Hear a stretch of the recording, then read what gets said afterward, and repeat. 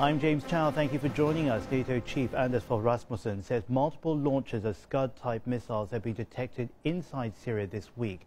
He says the news underlines the necessity of deploying Patriot missiles to Turkey. Here's what else he said. I can confirm that we have detected the launch of Scud-type missiles. We strongly regret that act.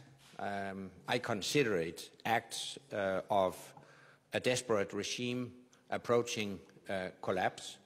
The fact that such missiles are used in Syria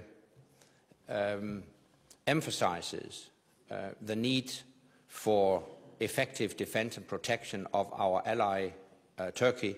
Let me stress that the recent launch of missiles has not hit Turkish territory, but of course there is a potential threat, and this is exactly the reason why NATO allies decided to deploy Patriot missiles in Turkey for a defensive purpose only, but with the aim to ensure effective defense and protection of the Turkish population and Turkish territory.